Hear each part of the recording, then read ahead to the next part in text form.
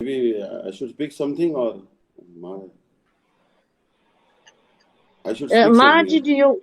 do you want Braj Kishore Prabhu to finish and then you can speak, or you want to? Better finish, because he's reading good. Yeah. Ji You should Maharaj, carry Braj on Kishore and Prabhu. then carry on. Thank you, Maharaj. Okay, Maharaj, I think everybody wants to hear from you, but Yeah, no, carry on. Okay. I think the No, article is finish about. it, Raj. Finish it, Raj. Sweet Okay. nectar there. So, Srila Prabhupada spoke on the topic of Mayavad, or the delusional doctrine of monism. It is a notion lethal to devotion and kills the soul. Srimad Mahaprabhu did not accept this philosophy in any way, but rather deemed it antagonistic to bhakti. Hence, it is entirely unsanctioned by him. Brahmachariji firmly assimilated these teachings in his heart, where they became deeply rooted. Accordingly, he collected some 10 to 12 commentaries on the philosophic treatise of Vedanta by various authors, and having studied these works, gave speeches at Katak's Ravanshaw College and other learned communities on the irrationality and inauthenticity of Sankaracharya's doctrine. Later, the essential points of his speeches were published in the Gaudiya Math's daily newspaper at the time, Dainika Nadia Prakash. He expounded the concepts of Brahma Sutras primarily on the basis of Sriman Mahaprabhu's teachings concerning the worship of the holy name.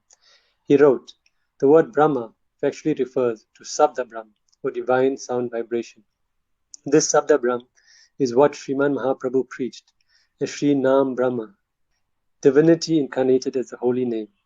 The notion that Brahma is a formless, indistinguishable, featureless oblivion is not mentioned anywhere in the approximately 550 axioms of Brahma Sutra. If Brahma is devoid of qualities, then surely Brahma is not of a compassionate nature. Sri Vedavyas did not mention the words Nirakar, formless, Nirvishesh, indistinct, or Nirgun, featureless, anywhere in the Vedanta Sutra. Classifying the various Buddhas. Once Swamiji was giving a week-long lecture series of Srimad Bhagavatam in the village of Sri Brahmapur near Chunchura at the Sanskrit school of the respected attorney Srivat Panibhushana Chakravarti Shastri. During that time, he discovered that his host had a huge library which he received the opportunity to peruse. Among the many books, a volume of Buddhist origin titled Lankavatara Sutra drew his attention, and he borrowed it from the lawyer to study. At one place in the book, it is written, Ravana used to take a plane to the top of the tallest mountain to visit Buddha, who had come there, and discuss Advaitadvad, the doctrine of monism. Swamiji quotes this Lankavatara Sutra as scriptural evidence on page 20 of his Mayavadari Ki Jivan. Thus, he collected historical evidence of Advaitavadis dating all the way back to Treta Yuga. Once in 1946, while Swamiji was observing Urjavrat in Kasi, he made a trip to Buddha Gaya, where he discovered that the temples were under the care of a distinguished Sankaracharya Mahant of the Advaitavadi lineage, in accordance with traditions dating back to ancient times. That Mahant was essentially the proprietor of Buddha Gaya. Out of curiosity, Swamiji asked the Mahanta, how is a renowned Acharya of the Sankara lineage the head of the Buddhist Math? Is Sankara's lineage a sect of Buddhism? The Mahant, being somewhat displeased, gave him a book called Lalita Vistar to consult. Evidence from the 21st chapter, page 178 of this book, is cited on page 19 of Mayavadi Ki Jivan. The Sakya Buddha decided that Buddha Gaya, the birthplace of the previous ancient Buddha, was the appropriate place for him to attain perfection, and so he sat beneath a fig tree and performed his austerity. Swamiji has written, the ancient name of this Buddha Gaya is Kikata. Buddha's Deva's deity is still worshipped at this place by the Giri Sannyasi leadership of the Sankara lineage. They accept that Buddha Gaya is the birthplace of the ancient original Buddha, the Vishnu Buddha. It is where the Sakyasima Buddha performed spiritual practice to attain liberation. This clearly proves that the ancient Avadha Buddha and the more recent Gautama Buddha are not the same. In the Amara Kosh dictionary, Lord Buddha's other name is given as Samantabhadra. Samantabhadra is listed among the Bodhisattvas, while Gautamam is one of the mortal Buddhas. He became renowned by the name Buddha after attaining enlightenment. Thus we know there are three classifications of Buddhas: the mortal Buddhas, the Bodhisattva, and the Bodhisattva Buddhas and the original Buddha. His disdain for Mayavad. Swamiji especially cautioned practitioners pursuing the path of devotion to entirely reject the animosity to bhakti, that is, Mayavad, and to avoid the company of Mayavadis, which is lethal to devotion. To this end, he quotes various statements by Srila Krishnadas Kaviraj Goswami, headed by Mayavadi Basya Sunile Haya Sarvanas. If you listen to the doctrine of Mayavadis, you will meet with utter ruin. Sri Chaitanya Charitamrita, Madhya Lila 6.169. He also cites Srila Bhaktivinoda Thakur, Visaya Vimuda Ara Mayavadi Jan, Bhakti Sunya Dune Prana Tara Akaran. The materialist engrossed in pleasures and the impersonalist Mayavad are both bereft of bhakti and therefore lead meaningless lives. Se duyara madhya visay tu babalo, Mayavadi sanga nahi magi kona kala. Of the two, the materialist is still better. I never want the company of a Mayavadi. Mayavada dosa jara hidde pasila, kutara hidrayatara brajasama bela. Once the blight of Mayavad enters a person's heart, various corrupting contentions render it as harsh as a thunderbolt. Bhakti re swarupa ara vishaya ashraya, Mayavada antiya boli sabakaya. The Mayavadi deems the nature of devotion, along with its objects and subjects, to be temporary. Dik tara Krishna seva shravana kirtan, Krishna anga vrajahana tara stavan. Fie on the service of Krishna, the so-called hearing and chanting. Their praise of Krishna amounts to hurling bolts of lightning at him. Mayavada sama bhakti pratikulanai, ataiva Mayavadi sangha nahi chai. There is nothing more unfavorable to devotion than Mayavad. Therefore, I do not want the company of Mayavadis. In this way, Swamiji's efforts to refute this doctrine of Mayavad are thereby elicit the heartly pleasure of Bhakti Devi, the goddess of devotion, is a primary facet of his Bhagavata Jivan, his transcendental life dedicated to the Lord. A miraculous occurrence. For several unavoidable reasons, Brahmachariji left Sri Chaitanya Math in great sadness in June of 1940. In 1941, he accepted sannyas and rented a house on 33-2 Bospada Lane in Bagh Bazar neighborhood, where he founded Sri Gaudiya-Vedanta Samiti on the day of Akshaya Tritiya. During this period, an extraordinary incident occurred. It must have been 1941 or 42, on the day of Ekadasi, when Swamiji was sitting in his room, the location of his Gaudiya-Vedanta Samiti, and his godbrother Shripad Narayan Das Mukhapadaya, Seva Suhut Prabhu, made the trip from his home at 14 Pradesh Lane to visit him. He arrived in the morning, and the two passed a significant amount of time talking. Seeing his guests preparing to return home, Maharaj was keen to offer him something to eat, but at the time, he did not have even a single paisa at hand. He could not even offer batas, small, hollow sugar puffs with water. Was he to simply bid his godbrother goodbye like this? Maharaj, a son of nobility, began to weep at heart. At that very moment, a sparrow, sent by the Lord, presumably, it perched itself on the wall of the house and dropped a small packet down the ventilator shaft.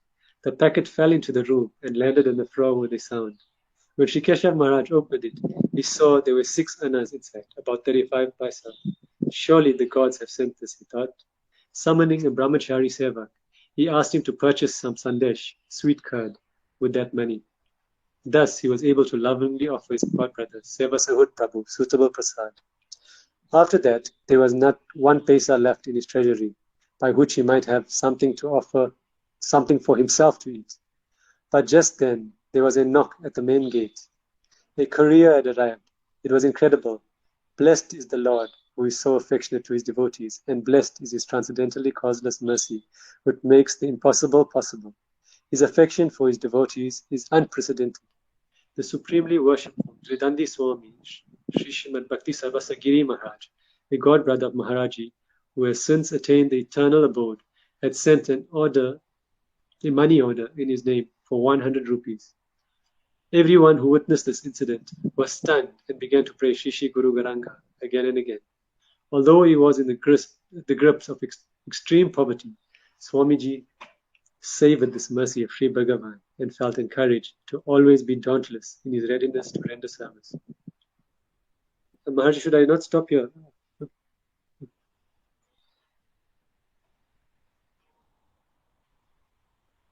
Okay, winning the respect of all. From the beginning, when Sri Vinod Bihari first came to the lotus feet of his most worshipful Sri Gurudev, Srila Prabhupada entrusted him with the weighty responsibilities of maintaining the Math's properties in Sridham Mayapur and further expanding the glories of serving the most transcendental Dham. The guardian of Akara Math Raj, Sri Chaitanya Math in Sridham Mayapur, Shripad Narahari Brahmachari Seva Vigraha, was his inseparable comrade and counterpart. Sri Vinod Bihari Brahmachari accomplished many services for the sake of Sridham Mayapur with his companion's consultation, thereby bringing great joy to Paramaradhya Srila Prabhupada. In those days, in Sridham Mayapur, the residents of Sriman Mahaprabhu's Dham respectfully addressed Sri Vinod Bihari Brahmachari as Manager Babu.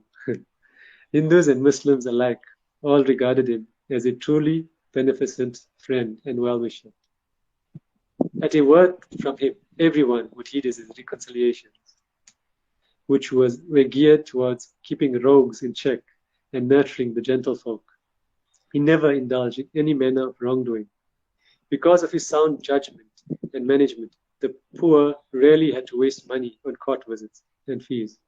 Even the local Muslims lent their wholehearted assistance to the Math. All of the local high-ranking officials, from the district magistrate of Nadia to the officers, attorneys, landowners, and oligarchs, as well as the teachers, professors, and administrators of the schools and colleges, regarded Vinod Babu with ubiquitous respect and an esteemed citizen and a munificent gentleman whose life was dedicated to Dharma. Indeed, they found themselves won over by his virtues. Every year, he evoked profuse joy in Srila Prabhupada by his otherworldly service during Sridham Navadvip Parikram, the festival of Sri Gaura's appearance at Sri Yogapith, the auspicious convening of Sri Navadvip Dham Pracharini Sabha, as well as when the exhibition on spiritual life was unveiled in 1929. Aside from this, as a brahmachari, he further evoked the happiness of his Sri Guru Pad Padma by his tireless toil in establishing the printing press in Sridham, in overseeing the printing of the daily spiritual newspaper, Danika Nadia Prakash, and countless scriptural texts, in constructing Sridham's roads and riverbanks, in supervising the land leases, and in other various tasks of service. All of the resident sevaks of the Math were won over by his considerate, caring interactions. In the endearing saturation of his and Shripad Narahari Das's affectionate care, even the young pledges who had taken refuge in the Math were able to forego the loving arms of their mothers and fathers, all the while maintaining a healthy fear of his affectionate chastisement. Disciples of the most worshipful Srila Prabhupada were eager to approach the two God brothers, literally dancing in delight at the prospect. In those days, Sridham Mayapur was the life of devotees' lives, and Vinod Da and Narahari Da were everyone's bosom friends, the dearest of their lives. Even Paramadhyatma Srila Prabhupada was always eager to come to Sridham Mayapur from the Sri Gaudiya Math in Kolkata. Upon reaching there, his heart would feel soothed and at peace. But alas, there he no divasa gata. Those days have gone. Sridham Mayapur was the very life of Sripad Kesava Maharaj. Upon being deprived of living in Sridham Mayapur like a fish out of water, Swamiji felt as if life itself was an affliction. After the disappearance of our most worshipful Srila Prabhupada, Srila Kesava Maharaj consulted his inseparable confidant, Sripad Narahari Da, and moved to Tegari Pada, Navadvip, where they established the principal seat of Sri Gaudiya Vedanta Samiti. He named the Math Sri Devananda Gaudiya Math, on 6 bhagas, 4 and 1/3 acres, constructed a huge towering temple, a large Natya mandir, event hall, ample accommodation for the sevaks, and many other facilities. To honor the Puranic significance of Koladweep, the fifth of Navadweep's 9 islands, Swamiji installed the deity of Sri Bhagavan Vahara Avatar on a separate throne next to that of Shishi Guru Garanga Gandharvika Giridhariju. In a grand ceremony was a qualified Acharya priest present to conduct the necessary rituals. Now, as of 6th October 1968, Swamiji's transcendental form has been entered into Samadhi to the west of the massive Natya Mandir, assembled hall in front of that temple. The devotees hope to soon build a large Samadhi shrine there. Observing Ratha Yatra. Every year for some 25 years, Pujapad Maharaj held the Ratha Yatra festival of Shri Jagannath Dev from Chuncharaz Sri Udaran Gaudiya Math. Last year, in a grand event, Sri Jagannath Dev's Ratha Yatra was held at Sri Devananda Gaudiya Math in Sri Koladweep also. Propagating Sudha Bhakti. By establishing preaching centers under Sri Gaudiya Vedanta Samiti in various places throughout India, Pujapad Kesava Maharaj propagated the message and verdicts of Sudha Bhakti, or pure devotion, and planted its seeds in the hearts of many fortunate souls. By the impact of hearing his compelling sermons, many men and women attained the fortune of pursuing the path of pure devotion, as revealed by a most worshipful Prabhupada. Bathing and vitalizing them in the sacred current of Sri Bhaktivinoda Thakur's teachings, Swamiji made their mortal lives successful and blessed beyond belief. The steadiness of his conviction. Once Sri Kesava Maharaj understood something to be true, his conviction in it was such that even fear itself was afraid to dissuade him. Nourishing his disciples with affection, Sri Kesava Maharaj expressed a disposition of being harder than a thunderbolt, yet softer than a flower. Vajrarapi Katurani Mradi Kusumat Api. His affection for his disciples was exemplary. If ever his disciples faced serious illness or injury, his soft flower-like heart would melt entirely. He would be ready to trade all he had to bring them back to health. Although he had to combat extreme poverty in the beginning, by the Lord's will, he eventually established temples in various places, most notably the large Math Mandir in Sridham Navadvip, with the help of a few wealthy devotees. A few of his accomplishments. During his pastimes as an Acharya, he held huge parikrams in Sri Gaudamandal, Sri Vrajmandal, and Sri Kshetra Mandal. Besides these engagements, he organized pilgrimages to almost all of the renowned holy places in Aryabhata, North India, and in South India. He also held a large pilgrimage of Sri Shivadam, Sri Baidyanath Dham, and stayed there for 1 month, observing Niyam Sava, Kartik Vrat, and executing the schedules of appropriate vows and daily kirtans. His enthusiasm in the field of education was exemplary. In the Math in Sridham Mayapur, he established a day school for Sanskrit, a residence for students, a printing press for books and magazines, a bookstore, and a warehouse. He personally oversaw these services, thus encouraging everyone in the service of Sri Math Mandir. Inexpressible separation. Today, having lost such an exemplary Acharya, who was eager to serve and was endowed with all good qualities, the pain we feel in our hearts cannot be expressed in words.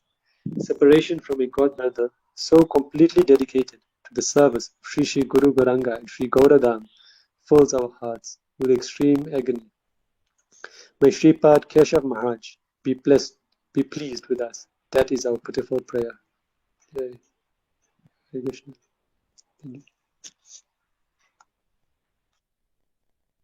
Hare Krishna, thank you, Raj, for that beautiful read.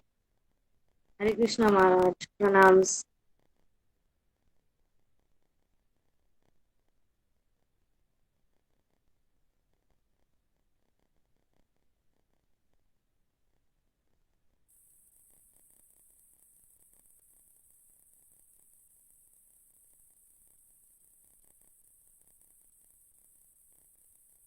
Hare Krishna Maharaj, I think you're still on mute.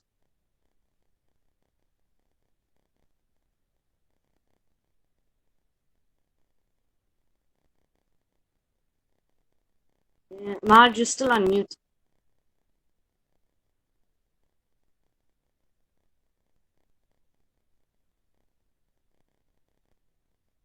प्रकट सुंदर द्युति कदम्ब संदीपितः सदा हृदय कंदरे स्फुरत्वा शशिरंजनः संसार दुःख जलधौ परितस्य कामा क्रोधान्न कर्म करे कोलीकृतस्य दुर्वासना निगडितस्य निराश्रयस्य चैतन्य चन्द्रमम देहि परावलम्बम् चैतन्य चन्द्रममृत्कुमुदं विकास्य रुद्धं विदेहि च चिन्तन भृङ्गरङ्गे किञ्चापराधिमिडं निबिडं विदुय पादामृतं सदैव आय दुर्गतं माम्. So first of all, offer my millions of obeisances to lotus feet of Asmadi Gurupad Padma Nitila Prishth Guru Shishya Bhakti-Vidanta Narayana Goswami Maharaj, and offer obeisances to Nitila Prishth Jagat Guru Acharya Keshari Shri Srimad Bhakti Prajnana Kesava Goswami Maharaj, to lotus feet of Trivedi Sannyasi Shri Srimad Bhakti-Vidanta Dandi Maharaj Ji, Namnishta Santa Shri Aniruddhas Prabhu Ji, and also the lotus feet of all the Vaishnavas and Vaishnavas who are gathered here to accept my humble obeisances. So today is very auspicious day. Sorry, I fell asleep because morning we had kirtan, then another program, then another class, then now another class. This is the second class. So maybe another one more class in the evening. So sorry, I fell asleep. At Prasadam. Today we distributed like 500 plates of Prasadam for the devotees in Tirupati. This is a holy dham. So Maharaj had told Dandi Maharaj that please distribute some Prasadam, whatever you can afford. So simple Prasadam we distributed. Prasadam is the mercy of the Lord. So Param Gurudev, Maharaj told me yesterday that there would be no preaching in the West if Param Gurudev would not come, because he is the one who inspired Srila Bhakti-Vidanta Swami Maharaj to take sannyas, gave him sannyas and sent him to the West, and also blessed him, and he gave him upon the Gopi Bhav mantra, which is no less than Gopal mantra, Kam Gayatri. It is more powerful than Gopal mantra and Kam Gayatri combined together. The sannyas is a very big empowerment, and that's why he was able to preach so strongly in the West. So many times devotees don't acknowledge that. They think that sannyas is just an ordinary affair, but that is not the thing. Sannyas is real empowerment. So Srila Bhakti Prajnana Kesava Goswami Maharaj is called Acharya Keshari. Srila Goswami Maharaj, Bhakti Sarang Goswami Maharaj had given him the title. He had given him the title Pashanda Gajeka Simha. Pashanda means atheism. So atheism is compared to a big elephant, and he's like a lion. You see, lion is very brave. All the elephant is very big in the size, 2 times, 3 times, 5 times bigger than the lion. But lion is so strong that he will kill the even elephant. So atheism, the atheistic sampradayas, they were very big, but Bhakti Prajnana Kesava Goswami Maharaj was fearless. Generally speaking, we are not speaking the truth, and we hesitate to speak the truth. I think we agitate someone. But Bhakti Prajnana Kesava Goswami Maharaj was never afraid to speak the truth. Like Srila Gurudev told that once there was the inauguration of a new mutt of Srila Bhakti-Vidanta Madhava Goswami Maharaj. This mutt, you might have seen, it is on Mathura Road, and it is not far from the Ramakrishna Mission Hospital. So anyway, Srila Bhakti-Vidanta Madhava Goswami Maharaj, who is the Guru Maharaj of Srila Bhakti Tirtha Maharaj and Srila Bhakti Bharati Goswami Maharaj. So Bhakti-Vidanta Madhava Goswami Maharaj, the junior godbrother of Srila Bhakti Prajnana Kesava Goswami Maharaj, had invited Srila Bhakti Prajnana Kesava Goswami Maharaj also. They speak something about our Harikatha, because new Mathi inauguration is there. And he had also invited the sannyasis, big shot sannyasis from Ramakrishna Mission. As soon as Bhakti Prajnana Kesava Goswami Maharaj saw the sannyasis of Ramakrishna Mission, he became very angry. He said, this Vivekananda was a political gunda, he was a religious gunda, he said. Gunda means a rowdy person. And he said, this Vivekananda used to say that better to play football, soccer, than reading Bhagavad Gita. If you play football, you will become strong. What will happen if you read Gita? No use of studying Gita. And one time this Ramakrishna Mission gave affidavit in the court recently, Gurudev was telling, that we are not at all Hindus. We are not Indian culture also. We don't belong to Sanatana Dharma or Vedic culture. We have Western culture. We follow. That is the affidavit they submitted in the court. And they wanted the minority status. Like in India, there are some religions like Christianity, Islam, Sikhism, Jainism, Buddhism, they get minority status because Hindus are the majority in India. Only countries where the Hindus are majority is India and Nepal. So they get minority status, they have their own educational institutions, they have their own reservations in the jobs, and some special facilities come when you get a minority status. So the Ramakrishna Mission recently applied for minority status. So the sannyasis there eat meat. They say chicken is also Brahma, I am also Brahma, Brahma is eating Brahma. So what is the difference? Sarvam Khalidam Brahma. Not only that, they even eat beef. They kill the cows and eat their flesh. Sannyasis of Ramakrishna Mission. So Param Gurudev became very angry and he blasted them like anything. Um, and that time the sannyasis of Ramakrishna Mission complained to Srila Bhakti-Vidanta Goswami Maharaj. What is this? You invited us for the function and your sannyasi is blasting us like anything. Then Srila Bhakti-Vidanta Goswami Maharaj said that yes, he is very brave and he is also very intelligent. He knows all the laws and logic. And if he can counter his logic, then he can counter. I cannot stop him because he is like my guru and he's senior god brother, like guru only. I cannot stop him. So you see that Bhakti Prajnana Kesava Goswami Maharaj, and Srila Swami Maharaj also used to say that this Ramakrishna mission has spoiled the entire India. Entire India is spoiled. Understand? So, as long as Mayavad will remain in this world, Mayavad, Advaitavad, Brahmavad, then Bhakti cannot prosper. Mayavadam Ashash Shastram Prachannam Bauddham Uchyate, Maiva Vihitam Devi Kalo Brahmana Murtiram. That Lord Shiva has told that I will go in Kali Yuga, I'll take birth in, say, Kerala, and I will preach this Mayavad from Kerala. And I will delude the people in the shape of a Brahman. So Param Gurudev wrote the biography of life history of Mayavad, Mayavad ki Jeevani. And in that he gave a very solid evidence how this Mayavad existed from time immemorial and it manifested in various forms. He told that this Mayavad is nothing but Bauddhavad, Vaidism. Mayavadam Ashash Shastram Prachannam Bauddham Uchyate. Prachannam Bauddham Uchyate. This is nothing but Buddhism in different wrapper. Sarvam Khalidam Brahma. That is what Shankaracharya told. Everything is Brahma. But then they asked him, what is Brahma? Then Brahma is Shunya. Brahma is zero. Everything comes from zero. Everything goes into zero. So this is actually Buddhism. Means Mayavad philosophy is even more dangerous than Buddhism.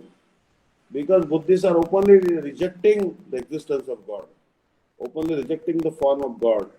But Mayavadi is in hidden manner rejecting the existence of God. They are telling that God is nishaktik, has no potency, and God is actually without any attributes. God has no attributes. He is nirakar, nishaktik, niriha, like this. So Ravana was actually a Mayavadi. Ravana was Mayavadi. What Mayavadis think? God has no potency. So who's Sita? Sita, she is the potency of Ramchandra. Why should Ramchandra need any potency? Let me enjoy her potency. Let me enjoy his energy. That is the Ravana mentality. Ravana was very staunch Mayavadi. And the 10 heads which Ramchandra cut off actually were the 10 Buddhist principles. So he wrote that there are not just, as Prabhuji was reading, as Kishore Prabhu was reading, that there are not just one Buddha, there are two Buddhas. One Buddha, he appeared in 3500 years ago in Bihar, Kikatesha Bhavishyati. And Bhagavatam says that Vyasadeva is giving the prediction that Buddha avatar will appear in Kikata Desha. What is Kika? Anga, Vanga, Kalinga, and Magadha. These four countries, they are known as Kikata Desha. So Anga Desh. Remember in Mahabharata, Duryodhana had made Varuna the king of Anga Desh. Then Banga means Bengal. And Kalinga means Odisha. And Magadha means Bihar. So in Shastra it is told that if anyone will visit this Kikata Desha, if you are going for pilgrimage, no problem. You are going to some Tirtha Yatra, Jagannath Puri or Navadvip Dham Yatra, no problem. or you are going some holy place, no problem. But if you unnecessarily enter this Kikata Desha and return, then you will have to again undergo the secretariat ceremony again. These are these countries, Kikata Desha.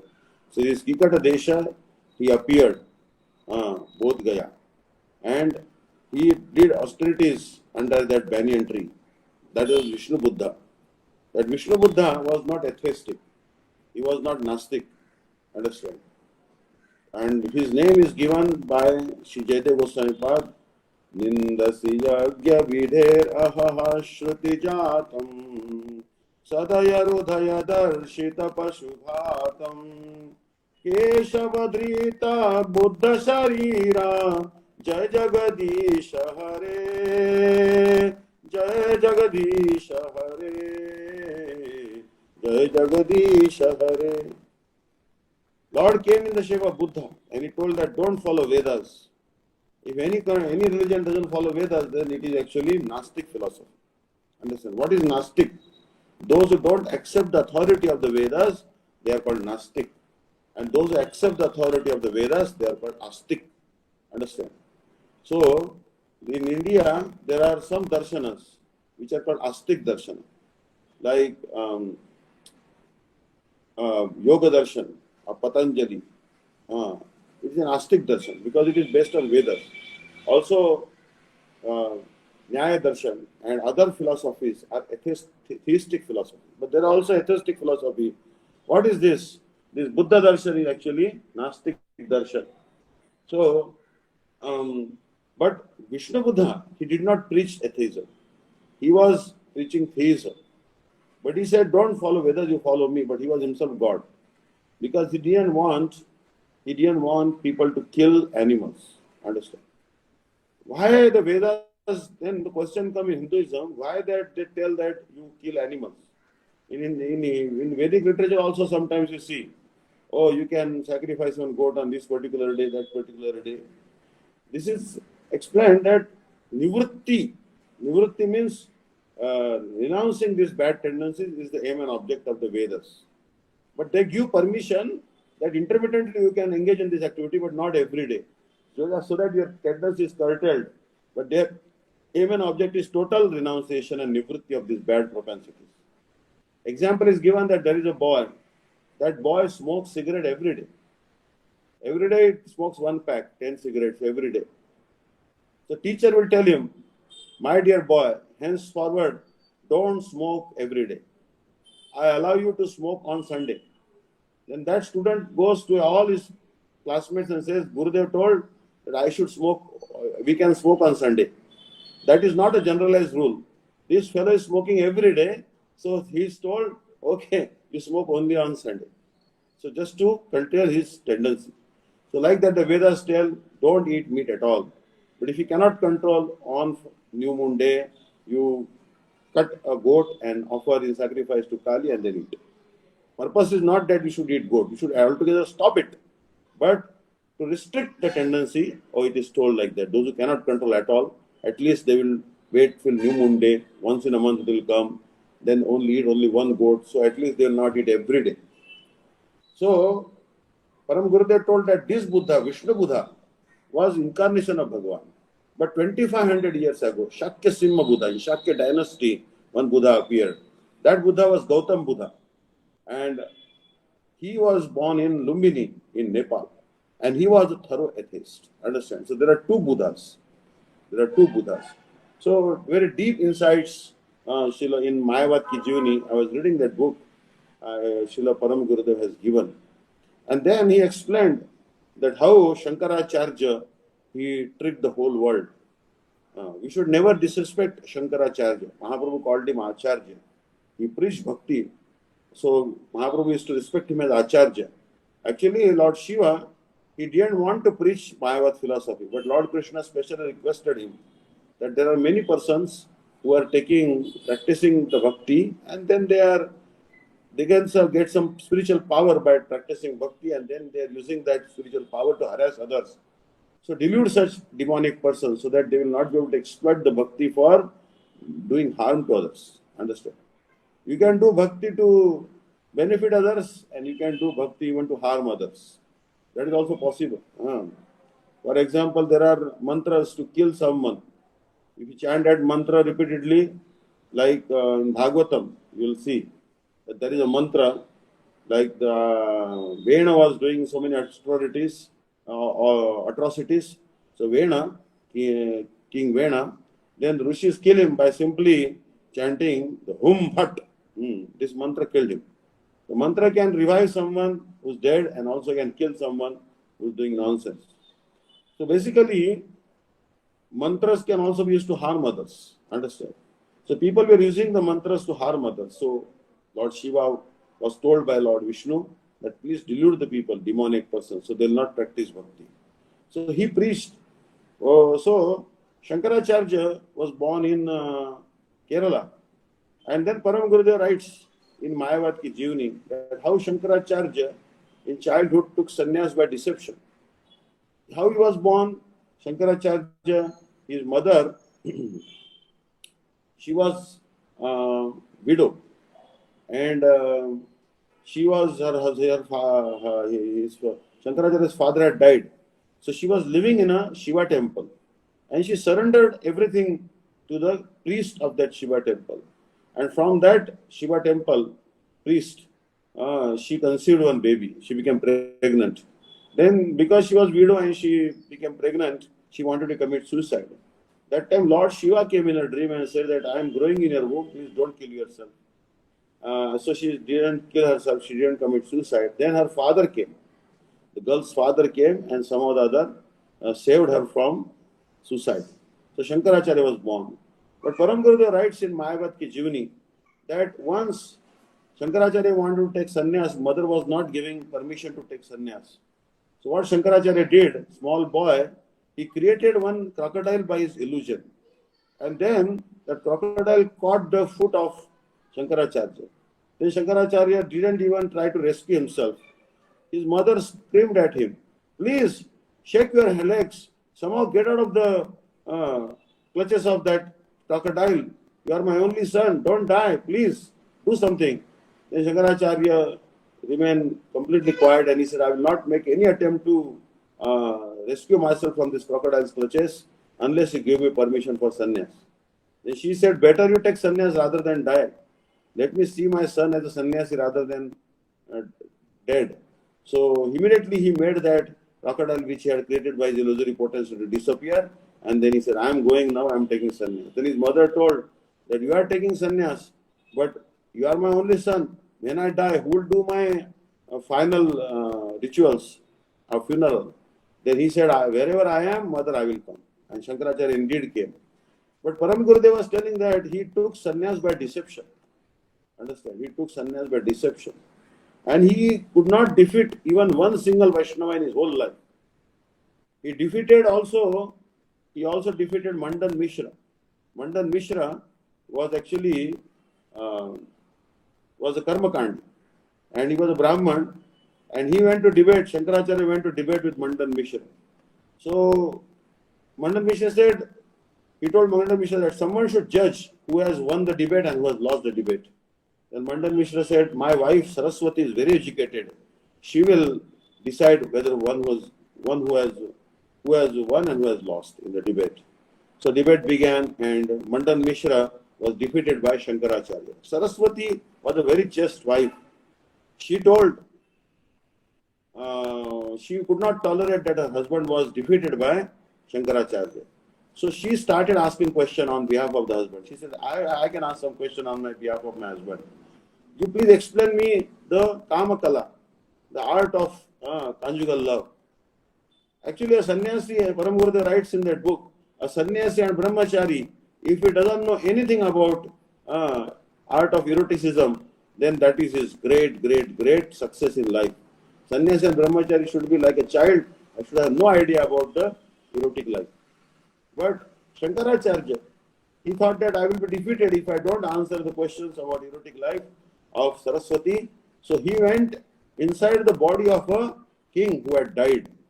And when the queens saw that their husband who was dead has come back to life, they were very happy. But they didn't know that actually Shankaracharya has done Parakaya Pravesham. Parakaya Pravesham means to enter into someone else's body and to relish what he is relishing.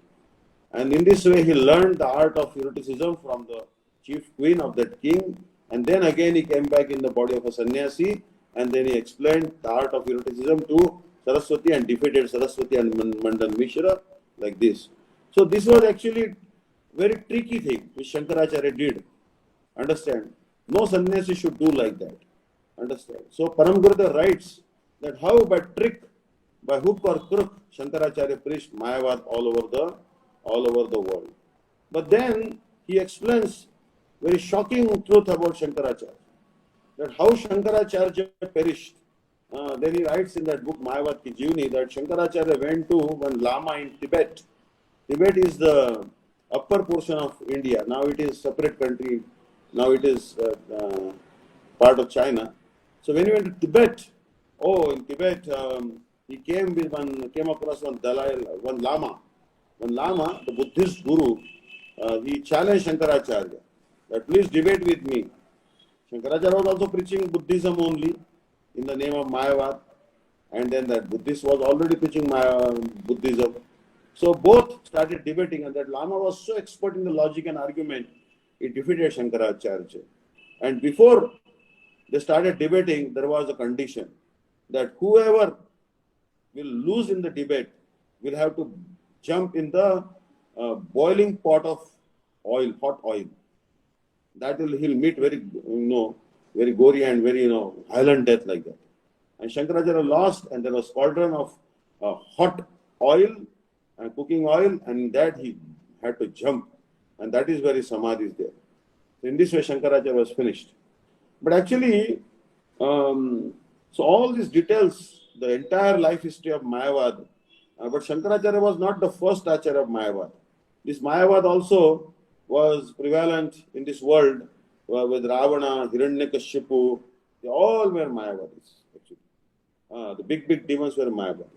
See, generally speaking, we think of, fighting with the muscles, wrestling, or fighting with a club, sword, and now nuclear weapons. That fighting is important. No, previously that was not the main way of fighting. The first battle is always ideological battle. Understand? Ideological battle, if it is inconclusive, then the battle then the grappling with the muscles begins. Understand? Means when Bhima and Jarasandha, they fought, first there was a debate. Jarasandha said he rejected the existence of the supremacy of Krishna, and Bhima tried to establish the supremacy of Krishna. Bhima defeated Jarasandha in the logical argument. Then Jarasandha said, okay, you defeated me in the logical argument, but I don't want to surrender to you, so now let the battle of muscles begin. Then there was a tussle of muscles, and then there was Bhima again emerged victorious. Understand? So, that's why the Mayavad has spread in so many forms. And this Mayavad, Srila Bhakti Prajnana Kesava Goswami Maharaj, he uprooted that by writing this book, Mayavad Ki Jivni. Understand?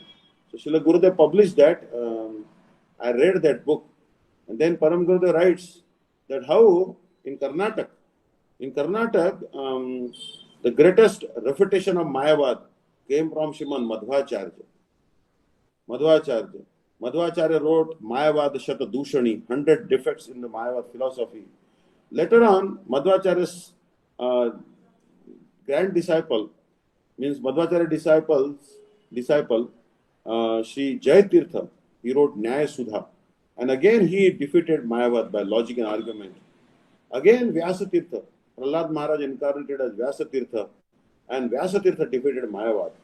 So, very beautiful description is given. That time there was a staunch Mayavadi called Vidyaranya. And this Vidyaranya, Aranya means forest, and Vidya means knowledge. But actually his knowledge was actually Mayavadic knowledge, ignorance. So that forest of ignorance was burnt to ashes by the strong arguments, thunderbolt-like arguments of Sri Vyasatirtha. Understand? So Bhakti Prajnana Kesava Goswami Maharaj, as we see that he appeared in the... How much more time is there, or are we running out of time? I hope you are not... You can go on. No, you can go on, Maharaj. because if you are getting bored, then Hare Krishna. So he appeared in Vanaripada, and he was actually, when he was born, his bodily complexion was like golden. So in Sanskrit, the word golden or effulgent is called Jyotsna. Effulgent. So that's why the correct form of the word Jyotsna is Jonah. So he was called Jonah in childhood. And he was born as a child. His mother had kept him after giving him oil massage and bath. She had kept him in the courtyard, and one big bird came and in talons took the baby in the sky. Everyone was shocked. They were shouting, "Oh, baby has been taken, baby has been taken." And then he was dropped in the one boat in the lake, and then he was rescued. So these things happens only in the lives of great personalities. Other incidents, maybe already someone may have spoken about it, but once he came very late in the evening, and mother chastised him for coming late. But his friends explained that he had collected some funds for the treatment of a cholera-stricken old lady, and by he crowdfunded, collected from people the funds for the medical treatment of that woman. Then his mother took a vow that she will never ever chastise Vinod. Vinod is such an honest boy. But also, Vinod Bihari Brahmachari became very angry that, the British people, they are ruling the country and they are torturing the poor souls of India. So he wanted to destroy the British government, and he was joining some organizations which were fighting guerrilla warfare, underground warfare. So he was related to such organizations. But when he heard the philosophy of Bhakti Siddhanta Saraswati Prabhupada, he was so impressed that he gave up all his guerrilla warfare tactics and he stopped working for the freedom of India, and he started working for the freedom of the living entities from the clutches of Maya. Still, the British government was not convinced, and they came to Prabhupada and they told that Vinod Bihari Brahmachari, who was living in your ashram, he had some revolutionary bent of mind. So we don't trust him. We want to arrest him. Then Bhakti Siddhanta Saraswati Prabhupada said, "Don't worry about him. He is now under my guidance, and he will not do anything to harm your Queen's Empire, the British Empire. So don't worry, he will not do anything now against the Queen." So on the assurance of Srila Bhakti Siddhanta Saraswati Prabhupada, the British government didn't arrest him. But still they were not convinced. They sent one spy. They sent one devotee spy. Means they disguised one young boy as a devotee, and they used to send in the evening time to attend the classes of Srila Bhakti Siddhanta Saraswati Prabhupada. So then he used to attend the classes of Bhakti Siddhanta Saraswati Prabhupada, and when Bhakti Siddhanta Saraswati Prabhupada used to speak the profound philosophy, the spy of the British government was so impressed by the philosophy he heard, he said, "I want to join the mutt." He gave up working for the British government and he became brahmachari. Later on, he took sannyas also. So in this way, some benefit came. So Srila Bhakti Prajnana Kesava Goswami Maharaj, he came with his paternal aunt to Mayapur to attend Navati Parikrama. And he was so impressed by the personality of Prabhupada, he decided to join the Gaudiya. So very young age, he joined the Gaudiya Math. He was senior even to Srila Bhakti Kesava Goswami Maharaj. He was a very senior Vaishnava. Although he took sannyas from Srila Bhakti Kesava Goswami Maharaj, but he had joined before Srila Bhakti Kesava Maharaj. Once Srila Bhakti Kesava Maharaj came to the mutt for the first time, and he saw one brahmachari in white cloth sitting underneath a jackfruit tree, and his feet extended on the table, and he was eyes half closed, half open, as if he is in contemplation of some deep spiritual topic. And even big sannyasis were offering their pranams with their dandas to this young brahmachari. Ramananda Prabhu, Srila Bhakti Kesava Goswami Maharaj was stunned. What is this? This Vinod Bihari is such a great person. Who is he? Why everyone is bowing down to him? Then someone told that he is actually the manager of the matha. He is the mother of the matha. He runs the whole thing under the guidance of Prabhupada. He is the right-hand personality of Prabhupada. So, Sri Ramananda Prabhu, Sri Bhakti Kesava Maharaj developed some great respect for our Vinod Bihari Brahmachari. So one time the mother of Sri Vinod Bihari Brahmachari became very sick. Prabhupada told him, my dear Vinod, you go and see your mother because mother has sent a message that she wants to see you at the time of death. Then Vinod hid himself in a room and then he didn't emerge from the room for some days. Prabhupada asked, has Vinod gone to see his mother? Then they said, no, he's hiding in the room. Prabhupada called him, why you are disobeying my order? Why you are not going to see your mother? Said, Prabhupada, after millions and millions of lives, spending so many species, I have received billions and billions of mothers and fathers in every species. But after great good fortune, a living entity has received the shelter of spiritual master. If I go back to my mother and she tells me on deathbed with the final breath, my final order is to you that you should get married and you should run this entire empire and this all properties, all yours, you have to maintain it. This will give you satisfaction. I will have to promise that on the deathbed. I cannot reject mother's last wish. And then again I would have lost one more human birth. And then again next human birth, when it will come, it may come after trillions and trillions of years, billions of lifetimes. I don't know. So I don't want to go. I want to stay at your lotus feet. Prabhupada was so impressed. Tears began to flow from his eyes. He said, you are a true disciple. Everyone was called as Apni. Prabhupada used to call everyone respectfully Apni. Means thou with great respect. You with great respect. But he used to call Vinod Bihari Prabhu Tui. Tui means you, in singular manner. In India, when you say Aap means plural. Bhavan. But plural. But when you are talking to a child or someone who is very close to you, then you speak in singular.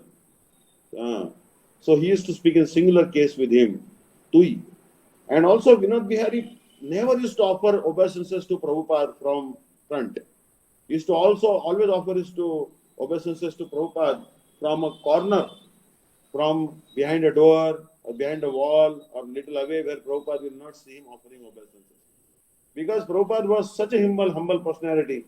He used to say that I have not created even a single disciple. I have not initiated even a single disciple in my life. I only initiated gurus. All of my disciples are my spiritual masters. He used to say. Why? Prabhupada had that humility.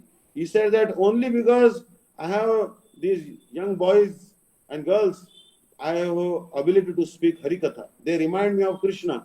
If they were not there, I would not be speaking Harikatha. I would not be reminded of Sri Krishna. Because of the disciples, I have to speak Harikatha. So they are my gurus. They are not my disciples. So whenever any disciple would offer pranam to Prabhupada, Prabhupada would fold hand, bow down and say, Dasusmi. Or he would say, Krishna Matirastu. May your intelligence be attached to Krishna and I am your servant. So Vinod Bihari Brahmachari couldn't tolerate. Oh, Prabhupada is saying, Dasusmi, I am your servant. And also doing pranam. So he used to always offer obeisances hidingly. So Vinod Bihari Brahmachari, he was made in charge of all the property of Sri Akar Matha Chaitanya Math. Because the Math had huge property and there were many tenants. Their land was given to them on lease and also some place to stay. But they were not paying the rent of that land, the lease amount, they were not turning in on time. As a result, the Math was experiencing great financial scarcity and distress. So Vinod Bihari Brahmachari straightened that out. Somehow by hook or crook, he made sure that all the tenants were paying the rent on time. He used to ride on a horse. And used to wear very opulent clothes. So many times, many devotees used to criticize him. Oh, he doesn't know renunciation. He lives like a jamindar. Then Bhakti-Vidanta Saraswati Prabhupada said that you cannot understand Vinod Bihari Prabhu. He is such a great renounced person. One time I was sitting underneath a jackfruit tree and he was reading the book Tattva Sandarbha, the great encyclopedia of all the spiritual truths by Jiva Goswami Pad. And Ananta Vasudeva Prabhu, who was considered a great scholar in Gaudiya Matha, he came and he said to Vinod Bihari Prabhu, are you pretending to read Tattva Sandarbha and Shat Sandarbha or are you really understanding something? or just to impress others, you are sitting and reading this book? Or are you understanding also something? Then Vinod Bihari didn't speak a word. He closed his eyes and handed over the book to Ananta Vasudev Prabhu behind. Take this book. And he took the book in the hand. He said, ask any question from any page of Tattva Sandarbha. And then he asked so many questions, and every question was properly answered by Shri Vinod Bihari Brahmachari. Then Ananta Vasudeva Prabhu realized that he is not only just an administrator, he knows also all the Tattva Siddhanta.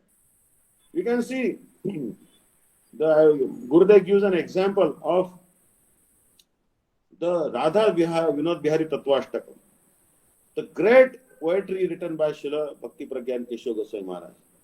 Radha Chinta Niveshena Yasya Kantir Vilopita Shri Krishna Charanam Vande Radha Lingita Vigraham. Radha Chinta Niveshena Yasya Kantir Vilopita Shri Krishna Charanam Vande Radha Lingita Vigraham. One time Krishna was dancing in Ras Leela with gopis, and Radharani, she developed man. So when Radharani developed man, Krishna took Radharani with him and disappeared from Ras Leela. Then he decorated Radharani as Shungarvat, her hair braid. And then all the gopis were coming, and Krishna thought, oh, if the gopis will see me with Radharani, then they will become all do man. They'll all become sulky. Hey, you are loving only this particular gopi. You are not loving us. Then my whole night, entire night of Brahma will be spent only pacifying each and every gopi. Let me run from here. So therefore he vanished from there, and he came underneath a tamarind tree in Imlitala. And Radharani also with the Sakhis, she was searching for Krishna. So that time, Krishna, he could not tolerate the separation of Radharani even for a moment. He closed his eyes and chanted Radhe, Radhe, Radhe. Remembering Radha Mantra was chanting and remembering Radharani, and his complexion turned golden. And that is when the first form of Chaitanya Mahaprabhu was manifest under that Imlitala tree. Means Krishna gave an indication that in Kali Yuga, I will come in this very form where I will accept the mood and complexion of Radharani. This is called Tanmaita. This is called Tadatmya. Krishna became Tadatmya with Radharani. What is Tadatmya? You take piece of iron, and you put it in the fire, and you hit up that iron with fire, and then after some time it will become red hot or white hot. Now once it has become red hot or white hot, it is no more iron. It has become fire. So like that, Krishna became Tadatmya, qualitative oneness with Radharani, and became golden complexion Gaura. Then in that one he writes, Radha Chinta Niveshena Yasya Kantir Vilopita. Vilopita means Krishna's complexion disappeared. Shri Krishna Charanam Vande Radha Lingita Vigraham. Here the Sandhi Viched or the two joint words can be broken like Radha Lingita Vigraham or Radha Alingita Vigraham. Chaitanya Mahaprabhu is what? Is Krishna who has tightly embraced Radharani, that is Chaitanya Mahaprabhu. Alingita means embraced. And Radha Lingita, understand, Radha Lingita Vigraham means he is also marked with the complexion of Radharani. Such a great poetry. Then, one time one pastor, Christian preacher, he asked Param Gurudev, Oh Srila Bhakti Prajnana Kesava Goswami Maharaj, you worship Krishna who is black in color. Why do you worship Krishna who is black in color? Then Param Gurudev told that actually black means actually no color. When all the colors you take out, only black remains. Means one who is devoid of all the mundane material qualities, then that is black. That's why Krishna is black. Then that pastor was also very intelligent. The Christian preacher said, but you also worship Gaurachandra, who is golden in complexion, white in complexion. Why is that? And he said that when you mix all the colors, violet, indigo, green, blue, so red, so like that, all these colors, 7 colors you mix, then white colors manifest. Means one who is the emporium or the collection of all the good transcendental qualities, that is Gaura. So he wrote in that verse Sarve varna yatra vishta gaura kantir vikashate sarva varnena hinastu Krishna varna prakashate sagunam nirgunam tattvam ekameva dvitiyakam Shakti Shakti Matoraikyam Yugapad Vartate Sada. He told that Krishna is Nirgun and Sagun. Nirgun means, Guna means material mundane qualities. He has no mundane material qualities, so he is Nirgun. But also, Krishna is Sagun because he has all the transcendental qualities. He is the reservoir of all the transcendental qualities. So in this way, he is both Sagun and he is Nirgun. So, he is telling that Radha Chinta Niveshena Yasya Kantir Vilopita. Means we don't want to see Radharani crying in separation of Krishna. We want that Krishna meditating on Radharani, Krishna crying in separation of Radharani. That is the desire of the Manjaris. So how high sentiment is there? Understand? Like Bilamangal Thakur is writing. Chinta Manir Jayati Soma Girir Guru Me Shiksha Guruesha Bhagavan Shikipincha Muni Yat Padakalpatru Pallavashya Hareshu Leela Swam Rasam Lavate Jai Shri. Oh, Bilamangal Thakur being Krishna Paksha Gopi wants to see Radharani rendering service to the lotus feet of Krishna, Radharani massaging the feet of Krishna, surrendering at the feet of Krishna. But we don't want to see that form of Radharani serving Krishna. We want to see Krishna meditating on Radharani, Krishna serving Radharani in Seva Kunj. Understand? Because we are Radha Paksha Gopi. So that's why Srila Bhakti Prajnana Kesava Goswami Maharaj was a very great scholar. He was a great philosopher. He was a great author. He was a great manager. And his poetry, you can see, in the morning we first sing Mangala Shri Guru Gaura Mangala Murati. First, Mangalarti, he is praying to Gurudev. If we don't pray to Gurudev, Krishna will not accept our worship. We must pray to Gurudev first. So first, Prathamam to Guru Pujyam. First, you must worship Guru, then Krishna. That's why first Mangala Shri Guru Gaura Mangala Murati. Then to Gauranga Mahaprabhu and then Radha Krishna. So this Mangalarti has explained the essence of Krishna Bhavanamrit Mahakavya, Govinda Lilamrut, on high class books of the Goswamis, the essence of their Nishanta Lila he has given in this Arti. When Gurudev heard this Arti for the first time, he was stunned. But Param Gurudev asked him, how do you like this Arti? He said, very nice Arti, but it is way too long. When Gurudev later said, no, I should not have said like that. Because it is full of nectar. And previously, you see, he wrote Tulsi Arti also for the benefit of jivas like us. That is his compassion. Previously in Gaudiya Math, they sing Arti of Chandrasekhar Kavi. Namori Namori Maya Namo Maharani Tulsi Maharani Tulsi Maya Ganga Maya Yamuna Maya Govardhan Baba. What is this? This is not Sambandha Gyan. Understand? Tulsi is not Maya. If she is Vrinda Gopi, she is the Sakhi of Radharani. She is a Devi, Vrinda Devi. She is our Swamini. Understand? So we should not call Tulsi Maya. Okay, that Arti is perfectly fine for those who are worshipping Narayan, Shaligram Shila, and those who regard Tulsi as mother. For those who are in the Vaishwarya Rasa, those who are in the mood of awe and reverence, this Arti is fine. But we are in Madhura Ras. We want to serve Radha Krishna as a Palyadasi mood. Then Bhakti-Vidanta Swami Maharaj, ISKCON, what Arti they sing. Very wonderful Arti by Krishnadas Prabhu. Like in the morning time we sing, right? Jai Radhe Jai Krishna Jai Vrindavan Dina Krishna Dasa Kahe Nama Sankirtan. So Dina Krishna Das Prabhu has written that morning parikrama, Brajamandal Dham glorification. We sing in the morning while doing parikrama of Tulsi. So same Dina Krishna Das has written another Arti of Tulsi. Tulasi Krishna Preyasi Namo Namo. No problem. Krishna's Preyasi, she is Preyasi of Krishna, absolutely no problem. Radha Krishna Seva Pabo Abhilashi.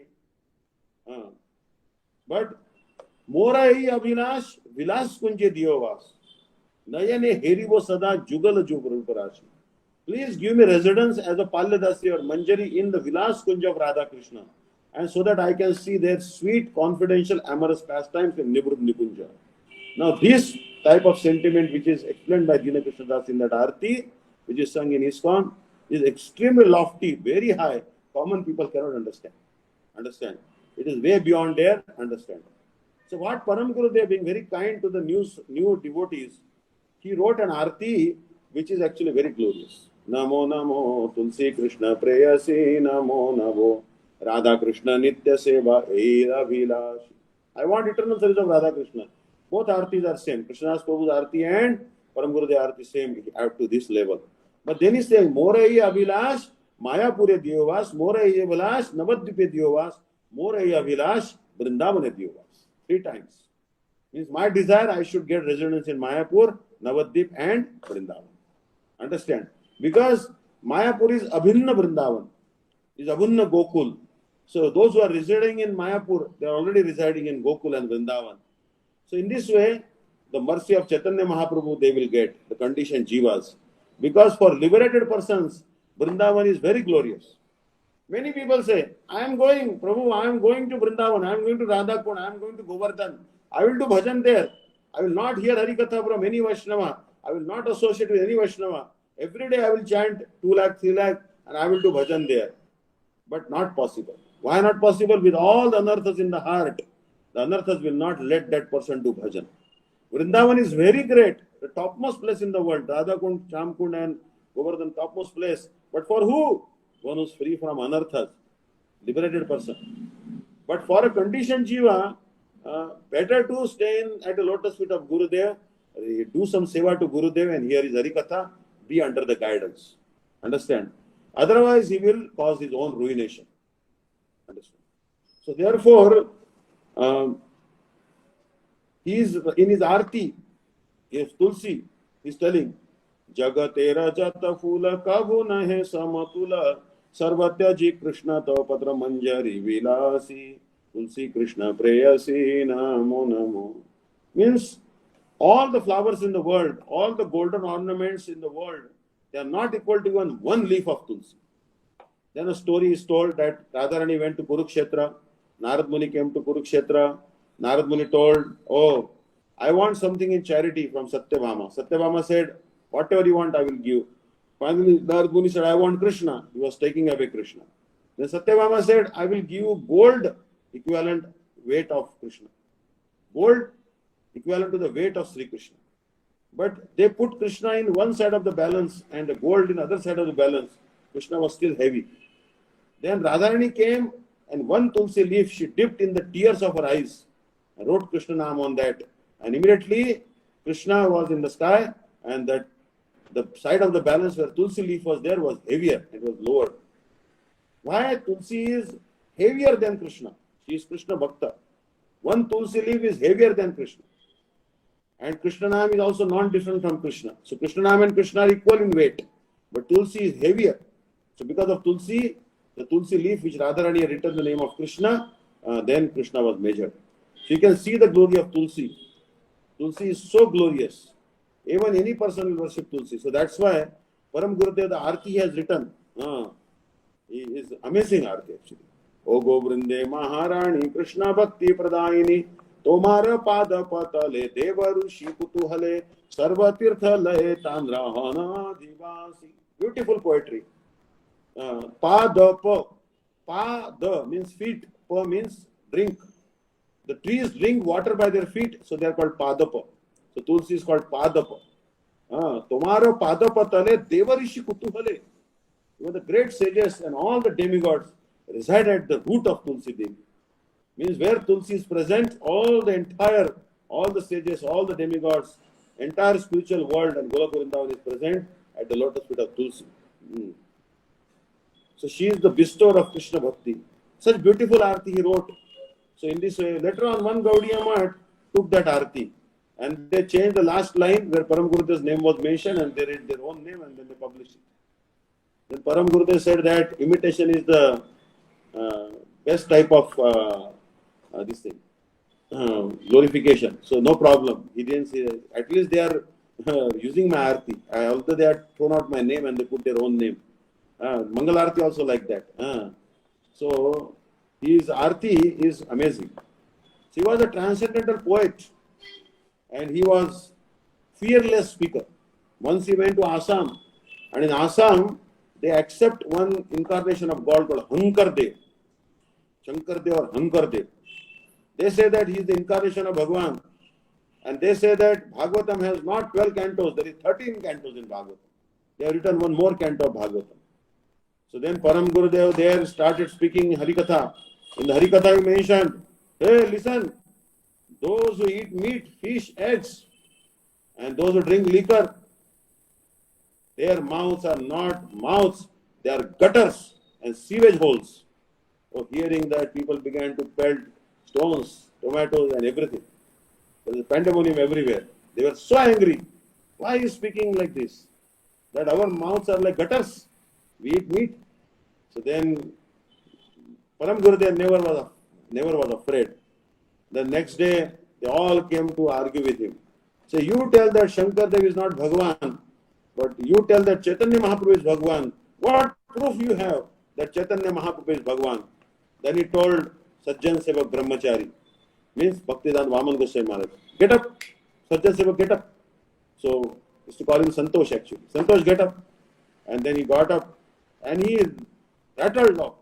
He spoke like 150 verses in tandem, explaining the glories of Chaitanya Mahaprabhu from the scriptures. From Vishnu Sahasranam, from Vayu Puran, from Bhagavad, Srimad Bhagavad Gita, from Bhaktamal, from Mirabai's Bhajan, and from Adi Puran, Rud Puran. So many evidences he gave. Any incarnation is coming, then that incarnation must be substantiated by all the scriptural evidence. Generally, you don't accept just like that anyone has incarnation of God. So in this way, then Gurudev took those proofs quoted by Srila Vaman Goswami Maharaj and wrote one book, Shri Chaitanya Mahaprabhu ke Bhagavatta Pratipadak Katipe Praman. Some important evidences from the scriptures which substantiate the theory that Chaitanya Mahaprabhu is incarnation of Bhagavan. Not incarnation, he is actually avatar, he is source of all incarnations. So he was such a fearless speaker. He was so expert in law also. But one time in Devananda Gaudiya Math, two brahmacharis were quarreling. They were quarreling bitterly. Parikrama was going on, Navadita Parikrama. Hundreds of pilgrims had come. And right before the eyes of the pilgrims, two brahmacharis took the burning sticks from the wooden stove and they were about to beat each other. Then the news came to Srila Bhakti Prajnana Kesava Goswami Maharaja. Said, your two brahmachari disciples are fighting with burning charcoal. Please stop them. Go and intervene and try to make peace between them. Then Srila Bhakti Prajnana Kesava Goswami Maharaj said, hey, I have not invited them to the mutt to fight with each other and to litigate against each other. If they have any issue, they have quarrel, they can settle it in any of the criminal or civil courts in Bengal. Government has not less than 5,000 courts in entire Bengal. They can file a lawsuit in any of the civil court and fight it off with the lawyers. I am not here, I have not called them here to fight with each other, but rather I have called them to do some bhakti, be humble than blade of grass, more tolerant than a tree. If they want to learn that, they should learn from me. Otherwise, they should fight it off in the court. Understand? So, he was so much strict. He didn't want to intervene in them. So, we should not try to fight. For small things, we get agitated. Understand? Many times, Param Gurudev used to say that what is that people are doing? Gurudev also used to say, what are they doing? They are simply using rockets. For example, a mosquito will sit on your hand. Will you use AK-47 or some machine gun just to shoot the mosquito? No. Small things, very, very small things, try to tolerate it. Forgive and forget others. If you don't forgive others, how will Bhagwan forgive you? So, Param Gurudev, one time also, Srila Bhakti Shirup Siddhanti Goswami Maharaj. He was a very bosom friend of Param Gurudev. Both were god brothers. And it was Bhakti Prajnana Kesava Goswami Maharaj only brought him from the village. And he joined the mutt. So Bhakti Bharati Maharaj had gone to the village of Shiv Shankar Prabhu, means Bhakti Shirup Siddhanti Maharaj, Swarup Siddha Brahmachari. And then he joined the mutt. But when he saw, when Swarup Siddha Brahmachari came to the mutt, oh, all brahmacharis were so scholars, so learned. Someone is engineer, someone is doctor, someone is accountant, someone is this, someone is that. Then they said, what to do, what to do. He said, I'm not qualified, let me go and finish my law education. So he went back home and he began to study law again. Param Gurudev again went to the East Bengal, brought Siddhaswara Brahmachari back to the mutt again. Then he never left. And he always stayed under the guidance of Srila Prabhupada. He took initiation from Prabhupada, and later on he stayed in the guidance of Srila Bhakti Vivek Bharti Goswami Maharaj. So one time they were bringing some vegetables from the Sihalta station to the mutt, Bagh Bazaar mutt they had.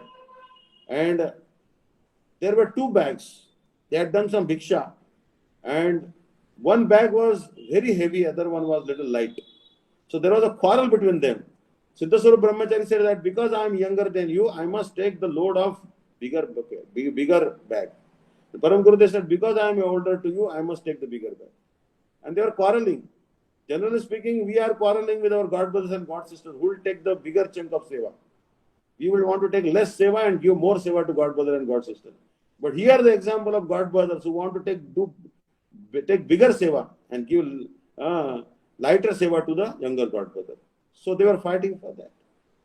So in this way, I offer my millions of obeisances to lotus feet of Srila Bhakti Prajnana Kesava Goswami Maharaj. I really apologize because I fell asleep.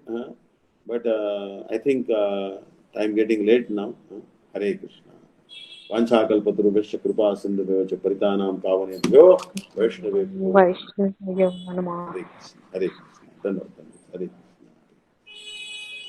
All right. Hare Krishna, Dandavad Saram Maharaj. Thank you so much for the beautiful class. Thank you, Maharaj. Hare Krishna.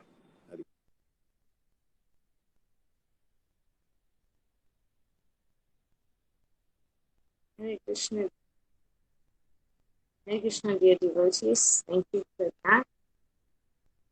So now we'll move on to Narasimha Dev's duty, and can I please have Drugala Kishori Dasi Mataji to sing Narasimha Dev's duty. Thank you, Hare Krishna. Thank you, Vishakatiri. All glories to Shri Guru and Shri Gauranga. Namaste Narasimhaya. Namaste Narasimhaya. Praladaladaine. Praladaladaine. Hiranyakashipu Lakshaha. Hiranyakashipu Lakshaha. Shilatankana-kalae. Shilatankana-kalae. Idonam Singha Paladonam Singha. Idonam Singha Paladonam Singha. Yado Yado Yamitadonam Singha. Yado Yado Yamitadonam Singha. Vahenam Singha Hirayanam Singha. Vahenam Singha Hirayanam Singha. Nasinhamadam Sharam Prapadam. Nasinhamadam Sharam Prapadam. Tamakala Kamalavale Kam Abura Shinga Dalita Hiranyakashipu Tanubingam Keshavadvita Nali Rupam Jajagadishale Jajagadishale Jaya Jagadishale Kamakala Kamalavale Kam Abura Shinga Dalita Hiranyakashipu Tanubingam Keshavadvita Nali Rupam Jajagadishale Jaya Jagadish Hare, Jaya Jagadish Hare, Jayana Singh Hare, Jayana Singh Hare, Jayana Singh Hare, Jayana Singh Hare, Jaya Palamara, Jaya Palamara, Jaya Palamara, Jaya Palamara, Jaya Jaya Prabhupada, Prabhupada, Prabhupada, Jaya Jaya Prabhupada, Jaya Jaya Gurudev, Gurudev, Gurudev, Jaya Jaya Gurudev. Translation. I offer my obeisances to Lord Nrsimha, who gives joy to Prahlad Maharaj, and who snails are like cheetahs on a stone-like chest of Demon Hiranyakashipu. Lord Nrsimha is here and also there. Wherever I go, Lord Nrsimha is there. He is within the heart and is outside as well. I surrender to Lord Nrsimha, the origin of all things and the supreme refuge. O Kesava, O Lord of the universe, O Lord Hare, who have assumed the form of half man, half lion, all glories to you. Just as one can easily cross the wasp between one's fingernails, so in the same way, the body of the wasp-like demon Hiranyakashipu has been ripped apart by the wonderful pointed nails on the beautiful lotus hands. Hare Krishna, thank you.